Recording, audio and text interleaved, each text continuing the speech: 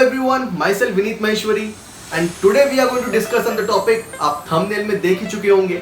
Yes, finally the day has come जिसका हम सबको इंतजार था. Finally we have new framework of new education policy in front of us.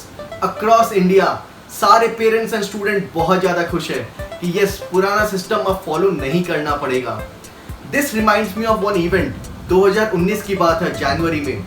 I was a part of organizing team का part था. I am a member of Young Indians, जिसके banner के under हम कंडक्ट कर रहे थे mock parliament. एक college में हम कंडक्ट कर रहे थे. There were somewhere around 50 to 55 student जो पार्टिसिपेट कर रहे थे and the topic was national education policy. जो भी वो डिस्कशन होने वाला था वो सारे के सारे रिकमेंडेशन गवर्नमेंट के पास जाने वाले थे. And the mentor was guess who? Mani Bhushan, the mentor, the member of Chanakya Niti, body of government.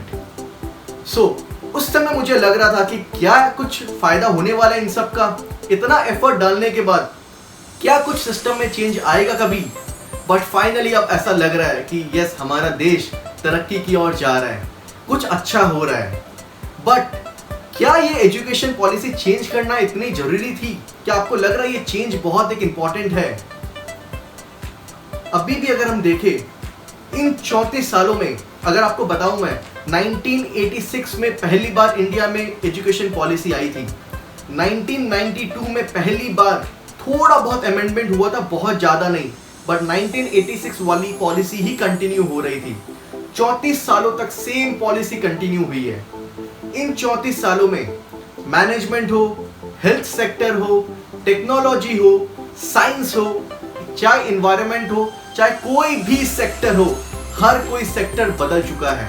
But हमारा एजुकेशन सिस्टम अभी भी वही है.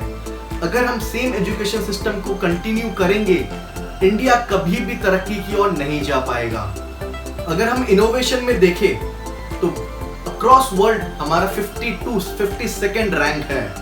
अगर हम वर्ल्ड हेल्थ इंडेक्स में देखें तो 120वां स्थान है हमारा. अगर हमारे इंडिया में बेस्ट कॉलेज है IIT मुंबई, जिसका ऑल ओवर वर्ल्ड में रैंक है 153. आप समझ सकते हो कि हमारा बेस्ट भी वर्ल्ड में इनफ नहीं है. इंडिया के maximum top minds after graduation या हायर स्टडीज के लिए आउट ऑफ इंडिया ही जाते हैं पढ़ने के लिए. उन्हीं कंट्री को सर्व करते हैं आफ्टर दैट.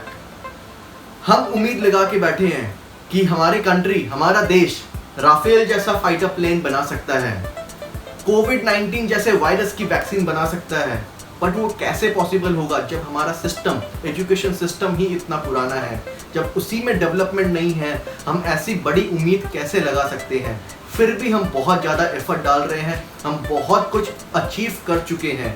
जस्ट इमेजिन कि पुराने एजुकेशन सिस्टम के साथ हम अगर इतना अचीव कर सकते हैं, नए एजुकेशन सिस्टम आने के बाद कितनी ज़्यादा तरक्की हो सकती है. इंडिया वर्ल्ड में किस लेवल पे जा सकता है? क्या आपको लगता है ये इतनी बड़ी एजुकेशन पॉलिसी कुछ दिनों में ही चेंज हो गई? बिल्कुल भी नहीं. डॉक्टर के कस्तूरी जी, जो इंडिया के बहुत रिनाउंड साइंटिस्ट हैं, इसरो के पास्ट चेयरमैन रह चुके हैं, कई सारे अलग अलग इंस्टीट्यूशंस के बोर्ड ऑफ गवर्नर में डायरेक्टर रह चुके हैं.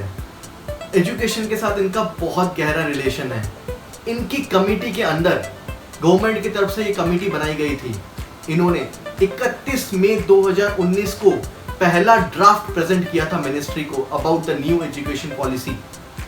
वो ड्राफ्ट उसके बाद 22 लैंग्वेज में ट्रांसलेट किया गया एंड मिनिस्ट्री के पोर्टल में अपलोड किया गया ताकि मैक्सिमम से मैक्सिमम लोगों तक पहुंच सके. माईगोव जो वेबसाइट है, माईगोव पोर्टल के थ्रू 2.5 लाख ग्राम पंचायत से एडवाइस मांगी गई. Block development officers, district collector, magistrate के साथ वर्कशॉप किया गया.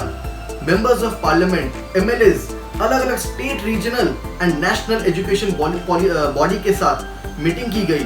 और यही नहीं, कॉमन पब्लिक एंड स्टूडेंट से भी उनकी राय ली गई. ये सब एनालिसिस के बाद न्यू एजुकेशन पॉलिसी 2020 फॉर्म की गई. यही नहीं, जब भी कभी कोई भी चेंजेस आता है सिस्टम में, वर्ल्ड की बेस्ट प्रैक्टिसेस का रेफरेंस डेफिनेटली हर कोई लेता है. अगर मैं आपको वर्ल्ड के लीडर जो एजुकेशन में है राइट नाउ उनकी बात कहूँ, वो है फिनलैंड।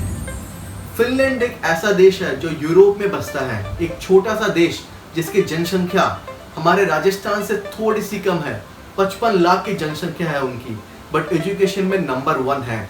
बहुत अच्छे अच्छे लीडर्स प्रोड्यूस कर चुका है।